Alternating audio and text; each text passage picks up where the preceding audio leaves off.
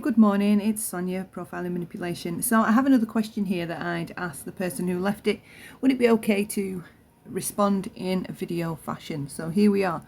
The question is, what can creators do to stop the back and forth? Ignore? If you tell them to ignore it, they say they can't because lies are being told about them. All right, so there's the question, and it's in response to this post, which I'm just going to read now. Right, the most common trick from the narcissist on social media or other toxic individuals is the bait, hook and switch. Bait. Bait the target by lies told as the truth. Twist the truth publicly so that the target, caring more about correcting discrepancies than being so obviously baited, will rush to react and retell the truth.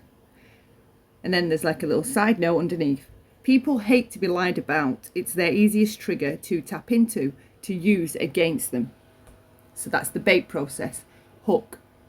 Hook the target with something personal to them. An emotional connection is best. Choose something the target is attached to emotionally, which for most normies is most things, right? Family, looks, friends, peer groups, your beliefs, anything. Most normies are emotionally attached to the things that they enjoy or care about. The hook remains forever or until the target realizes they don't actually have to respond. And then the side note, people react without thinking most of the time. They react emotionally. And in order to keep the back and forth going, the hook must be something that matters to the target. So there we have the trick, all right? Switch. Switch the entire situation around. Accuse them of what they're saying about you. So typically in an example, you'd have, say, for example, the normie and then the toxic individual. And the normie might be saying, you know, you did this, you lied, you've been manipulative. And then the toxic person will throw that back at the other person. So to people watching these kinds of engagements, most times they can't tell which one's truthful and which one's lying because the narcissist can tell the truth, tell lies better than we can tell the truth. It's insane. So confuse the target with gaslighting, which I've just kind of touched on. Throw at them all the things they've disclosed privately, but make them the monster in every story. So, for example, we hear a lot if somebody has an estranged family member or they're cut off from a family member and it's spoken about or known about, say, on social media, they will use that kind of a story but make you the monster. So say if you've had to walk away from toxic family members, they will make it out as the family had to walk away from you because you're the monster. That's what we tend to see go on. By switching the truth with lies, you keep the target running everywhere trying to correct it, using their emotional brain typically. If you continue to apply pressure, it's enough to make the sane look crazy. And what I should have said was, and the crazy look totally sane, which is often the case. The narcissist often ends up looking sane. So give me 1 second. Right, so I've got some notes here, okay, to assist me answering this kind of a question. There needs to be some understanding first. There just needs to be some understanding of what you're dealing with and some understanding of ourselves if we're going to take this seriously. If you want to ignore somebody, okay, it's actually harder to ignore people on social media than it is in real life, because obviously in real life you can remove yourself and go home. On the internet, you don't have a home and anything's up for grabs, so it's more difficult to ignore people. All right, it is more difficult to ignore people online, and plus you're dealing with a higher volume of people than you would be in real life. All right, none of us are around this many people in real life. So some points to take on board, consider, and maybe set in motion. We definitely need to understand this, right? The narcissist is set. Hey, Sky. Yes, we hear you. You're joining in. So the narcissist is set to cause trouble. It's our job to neutralize. Manipulation versus counter-manipulation. For every manipulated act, we must seek to counter that manipulation. We don't play into their games. If we know they're playing games, why respond? Okay, so if you know somebody is trying to fuck with you or mess with you or harass you or bother you, why respond? If you know that they're doing it for a trigger, if you know that they're doing it to trigger and hurt you, why respond? All right. I understand being hurt and being upset, and it's horrible the things that they say, but we need to go back to the beginning then, right? The narcissist is set to cause trouble. Okay. So they're going to do things to specifically try and hurt and trigger you. Okay. So then it's going to be your job to counter manipulate that, to not be hurt and to not be affected and to not care. Okay. Ultimately, we have to care less about the narcissist telling lies than we do. Okay. So the ego plays a huge role in this. The ego cannot accept no action. The ego seeks vengeance. It's the self part of us within us that can let go. And that is the secret, to let go. To let go of caring what ideas people have of you. To let go of the fighting to try and control the ideas people have on you. Okay. So when we walk into this trap where there's somebody saying things about us and they're lying, okay, let go of caring what ideas people have of you. Because I'm going to ask you a question now, right? Do people have the right to think about you, whatever it is they want to think about you? Do they have that right? Do you have that right to think about other people, what you do think about other people? Do you have that right? You do, right? So they have that right also. So in effect, what begins to happen is the narcissist tricks us into trying to control what ideas people have of us, okay?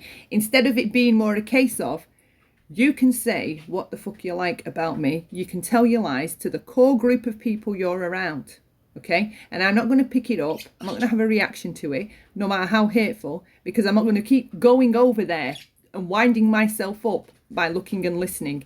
If you know listening is going to trigger you, you really have to use, like, you have to assert some self-discipline. If you want to be the successor out of this interaction, we have to adapt and make changes, okay? Because what we're dealing with here, say if it is in the case of a narcissist, you're either going to be a victim of them or a permanent target, or you're going to show them by your lack of action, okay, who's actually in charge of this situation. The more you react, the more you let them know they're in charge of this situation. They're in charge of it. And you become the person trying to control the minds of the people listening and what they think or what they say about you. Now, do you want to control people's minds? Do you want to control people's opinions? Do you want to be authoritative over people and how they think or what they think about you? Do you? Now we each need to answer that question. For me, it's no. I don't want to control people. I don't want people to only think about me what I tell them they're allowed to, or anything like that. And hopefully within this, I'll be able to get to an example where I'm going to play you a clip of people talking about me and how I would and will react to that. All right. So again, this is the ego. The ego seeks vengeance. The self can let go, because the self is what I'm using to communicate with you now. I'm communicating from the self side of me, all right? Not my ego side where it'll just be like, fuck you, bitch. I'm going to fucking this, that, A, B, C, D, whatever. This is all. I'm going to get you. I'm going to fuck you up. Don't think you can fucking say this shit about me. I'm going to fucking... All that's ego and posturing behavior. And again, in effect, trying to control what other people say about you, all right? Let go of fighting, okay? Let go of fighting. Just let go. The narcissist holds the rope. They bait you to pick it up. And by picking up the rope, you are now validating their existence, all right? The narcissist, this is going to sound crazy, right? The narcissist only exists within the reactions of others. That's why they seek so many reactions, and that's why they can't be alone, because their existence is only validated, their power is only validated, their superiority is only validated to them by how we react to them.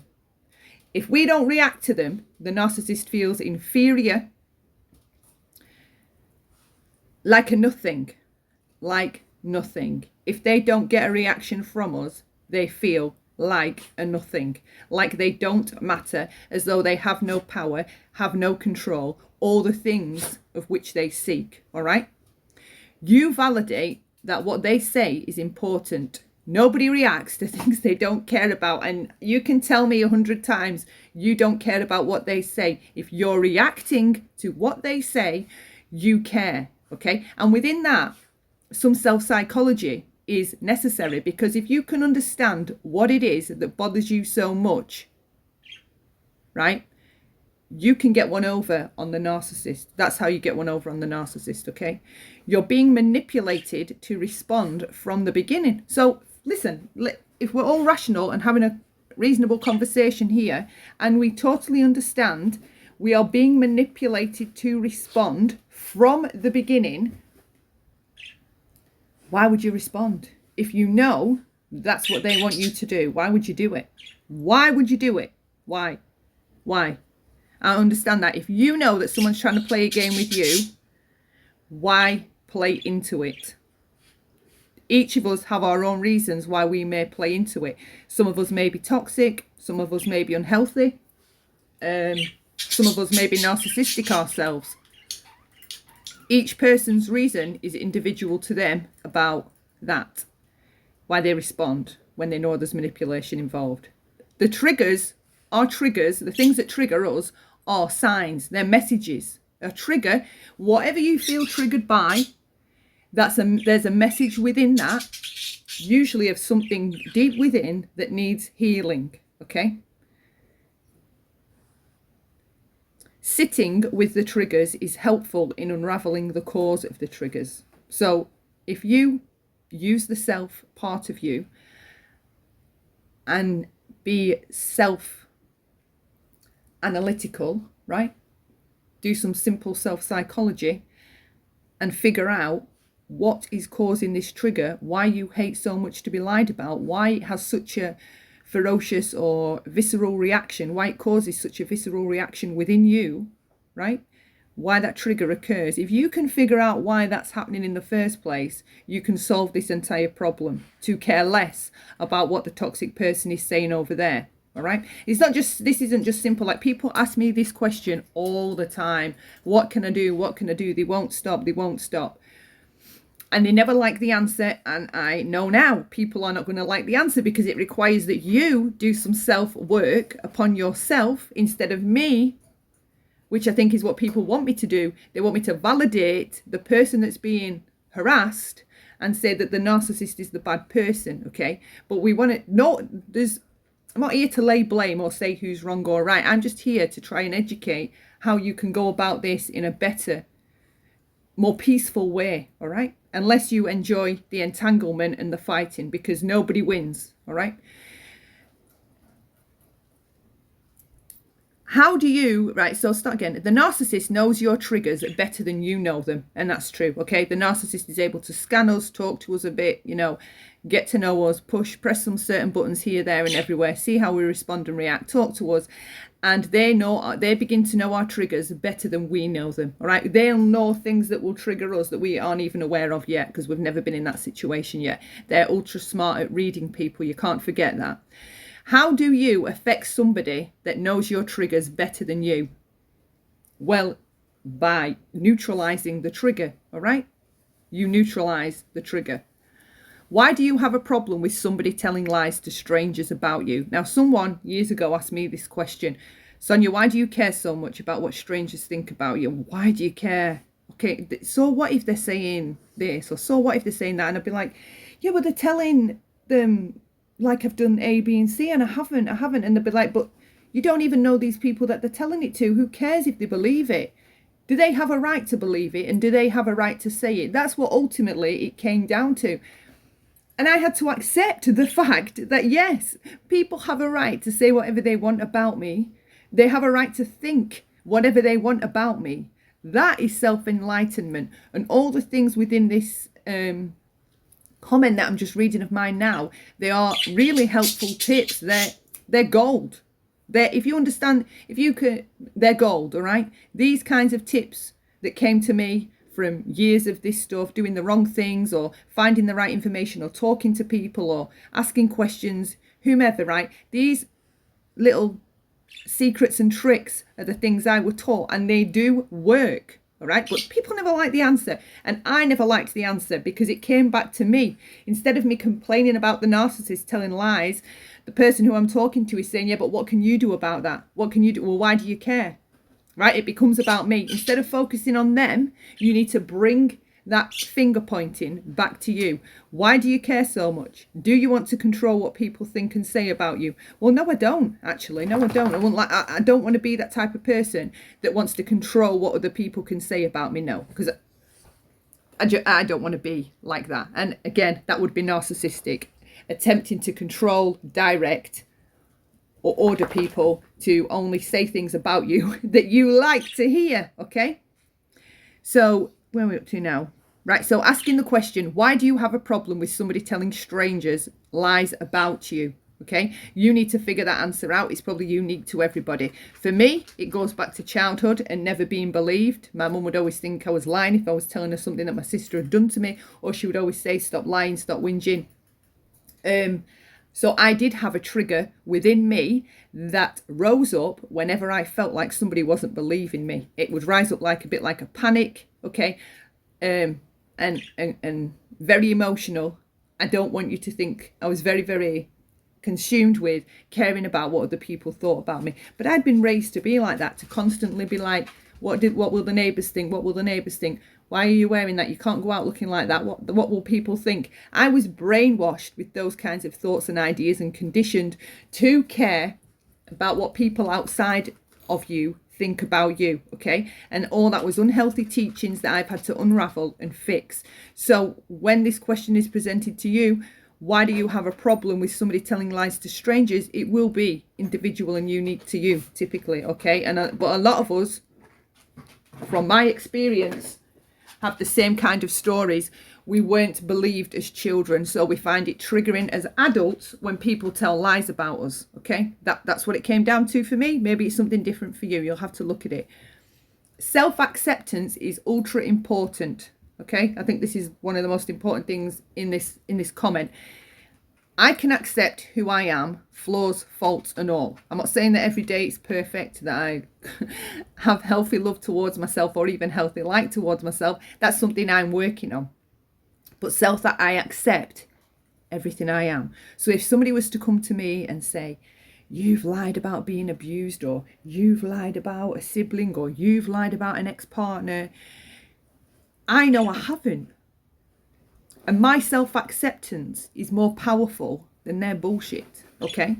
I will listen more to my self-acceptance and my truth than I will by paying attention to a load of bullshit. You've got to get good at deciphering what's like a genuine criticism and what's just somebody trying to trigger and hurt you. Now, for me, I will respond to a genuine criticism, right? If the person wants an answer and they're criticizing something, I don't mind, okay? I don't get through all my comments, but if in real life, if someone comes to me, okay, and says, Sonia, I didn't like how you did this, or can I ask you a question about that? I will answer. All right, I will answer them. Become active in ignoring them. All right. Now, this again is another tricky part, because if you're still hearing that they're saying stuff about you, you're not actively ignoring them. Okay, so the people that keep coming to you, telling you these toxic things that are being said and reporting it back to you and letting you know and keeping you up to date on what's being said, if you already know that it's triggering for you to hear that somebody's telling lies and you're doing your best to avoid it and ignore it, the people coming to you need cutting off, okay? Because some of them, not all of them, but odd ones will be flying monkeys that will be enjoying the conflict between the two. So they will keep coming and reporting things to you because they want you to keep having a reaction that they can jump on and gain fuel from. So ignoring somebody requires an action. We have to get proactive in ignoring and make it a point to avoid and ignore. And it, as I said at the beginning, it is hard on the internet, but with self-discipline and this kind of knowledge in your mind, if you know these kinds of things, you should be able to do it. All right. I'm not saying it's easy. It's not easy at first. The longer you do it, though, the better you get at it. The more you practice it, the more you screw up, the more you correct it and keep saying, no, I've fallen for it again. I've gone and reacted. Right. What did I do wrong? Why did it bother me? Right. You have to turn that finger pointing again back to you. Stop pointing it at them and what they're doing, and instead point it at you. What are you doing? What can you do? Okay? A disciplined mind will find ignoring the easiest. Emotional thinkers especially will struggle to grasp the magnitude of what they're dealing with, right? Or to, in fact, ignore, okay? So you need to understand specific things about narcissistic personalities, okay? And if you don't fully understand them, you're going to keep reacting and responding in the same old tired ways that everybody all over the internet does. You're going to keep having emotional reactions and making videos or going live, right? And then you're going to be probably likely become narcissistic yourself, start being toxic, saying nasty things, and it's all ego-based behavior. So what in effect becomes to happen is that you start matching the narcissistic person's energy, okay? Instead of having your own energy and being independent and unique to yourself, you begin to match the energy of the person that's fighting with you, arguing with you, whatever it is they're doing, okay? Most people underestimate just how pathological a narcissist is. Now, it's a permanent condition. It's like when you'll hear odd people say, oh, that person's a malignant narcissist. They don't need to say malignant because it means the same as narcissist, permanent. You don't get a temporary narcissist, okay? So the pathological nature of the narcissist is long-term. It's well worn in. It's not something you can reason with or be rational with or educate, because they're beyond being educated. They'll just take superficial information and that's it. They don't have depth. They're very shallow characters. Things like ad hominem attacks about physicality, beauty, looks, fitness, what you eat, what you don't eat, your figure, your shape, your clothes, your outfit, your makeup, your nails, eyebrows, the shape of your nose, your teeth. All those types of things are what narcissists pick at because they're very superficial creatures. So you will find narcissistic people will be always tending to goad people using those things because clearly they've picked up these types of things matter to those of us that haven't got self-acceptance yet. All right. Now I'm 43 and it took me until I was, how old would I have been? Well, I don't even know. Like 3 or 4 years ago, I developed self-acceptance for myself. And that's very late in life, all right? I'd like my children to grow up with this kind of self-acceptance from the beginning instead of having to learn this way, the hard way. Right, so again, I'll just go over that. Ignoring somebody requires an action. We have to get proactive in ignoring and make it a point to avoid and ignore. So if you're still hearing stuff, you're not actively making it a point to ignore it, all right? You have to do things in order to be able to ignore them. So you have to stop going to certain places. You have to stop answering messages or opening messages that you know are from people that are going to tell you what that person's doing. You need to do or change things that you usually do, all right? And when you find yourself wanting to respond or you're tempted to go over there and look, it's important that you find something else instead, right? To busy your mind. If you're just sat there with your phone in your hand, thinking about wondering what they possibly are saying this time, you're going to go over there and look eventually. It's not going to take long for the weakness to creep in and the ego to want to know what's going on and override the sense of self. And before you know it, you'll be over there checking to see what they're saying. So it's important that you if you're going to ignore somebody that's this pathological, you need to be proactive ignoring them. And you need to have something that you're going to do to be able to successfully ignore them. So take the dog out, take the dog to go potty, I don't know, clean something, make a drink, get something to eat, put something on the TV, start watching a movie, go and talk to a friend. Do something to interrupt the thought pattern of thinking about them and bring that thought pattern back to yourself. Keep reminding yourself of yourself, because what tends to happen is we become micro-focused on them, hyper-focused on them, and that's all we think about. What are they saying? What are they doing? Who are they telling it to? Okay. So if you're micro-focused on that, it does take a while for you, because those thought patterns are now they're now worn in, right? Because you've been thinking about this possibly day after day, week after week. So your thought patterns are warning now to always go and check or see or wonder about what that person's saying. So you need to reverse those thought patterns, right, by redirecting them onto yourself. What am I doing today? Should I give Annabelle a call? Shall I clean the bird out, take the dog for a walk, change the bedding, bake, make cookies, put a load of washing on? Whatever it is, do something to keep interrupting your mind when it starts going in the direction of the person that you're trying to ignore. As I said, a disciplined mind will find ignoring the easiest. It still takes practice, so don't get mad with yourself if you're still feeling the temptation. That's completely normal, okay? A good 3 months it's like a cleansing, like an intervention, all right? It's almost like there's an addiction there or an attachment there that you have to keep responding to it, all right? So again, most people underestimate just how pathological a narcissist is, and that's true, they do. They just think it's an idiot, somebody that just acts stupid. This is important to know. They don't stop and they match energy. They're laser focused and they're intent on triggering reactions. So just those 4 points right there. They don't stop and they match energy. So when you get on your channel, say for example, and you're like, fuck you, fuck you, fuck you, they will match that energy. They will match it. If you're up there being really passive aggressive, they'll be passive aggressive. If you're being unnecessarily cruel, they'll start to become unnecessarily cruel. They match energy, they mirror, all right? So they're always going to be mirroring the things you're saying and the things you're doing. So it becomes impossible to beat them because they're just mimicking and mocking and grandstanding over the top of you, because they're never going to stop. They have to have the last word, the parting shot and the final say. So the counter manipulation within that is to let them think they're having the last word. Let them think they're having the last word. I mean, there's nothing more sweet than that to me, letting somebody like this think that they've got the best of me, all right? Because sometimes, I can't remember who the teaching's from. Is it from, I can't remember his name. There's a teaching where sometimes it's a good idea to appear weak when you are strong, or to appear strong when you are weak.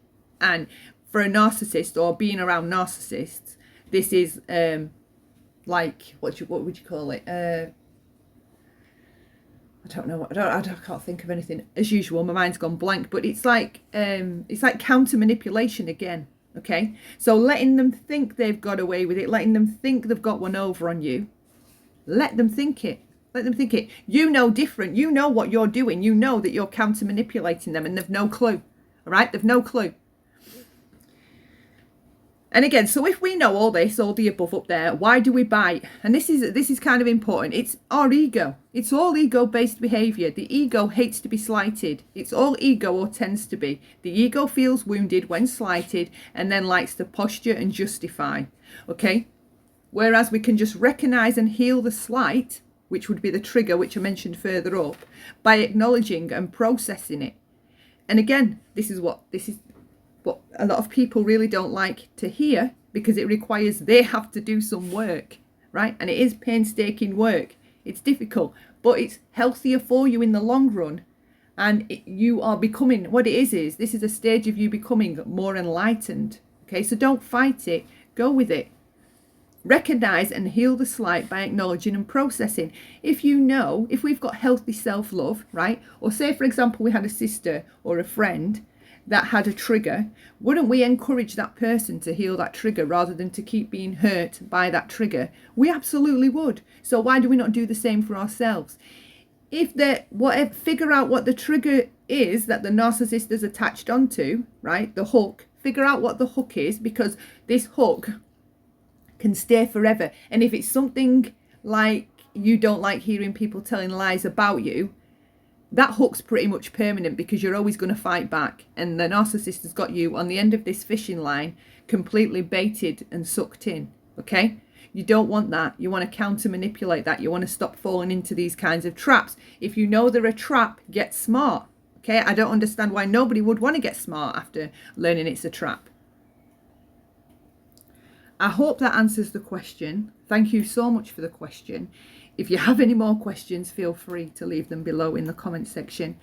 I hope it's covered it. So this was the bait, hook and switch technique. It's a covert manipulative tactic that a lot of toxic people, especially narcissists, use, and it's highly effective because it keeps the narcissist in reactions for days and days and days. It's the easiest trick in the book, in the playbook, to get some action out of any unsuspecting internet user. It's an easy trick. Bait, hook and switch. You have to figure out what the hook is to counter the manipulation, to counter the narcissist, all right?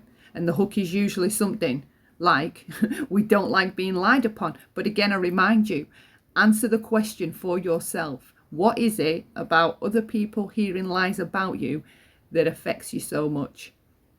And it's a tough question, but it must be asked. What is the reason it gets you to react so much? Figure out the reason and you neutralize the narcissist, okay? Because no longer can they use that trigger against you. And this again is probably going to sound some kind of crazy, but during the process of healing from narcissistic abuse, we do come to learn, not that we have any kind of respect or I don't know, applause for the narcissist, but what the narcissist in effect teaches us long term is all about our own triggers. That's what they end up teaching us. They know our triggers better than we do, and that can't be allowed to be. We must be the ones in charge of us. We must be the ones that know our triggers better than anybody else, not somebody as toxic and manipulative as the narcissist.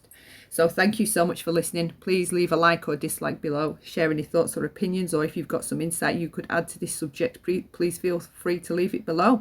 And until next time, love lots and bye for now.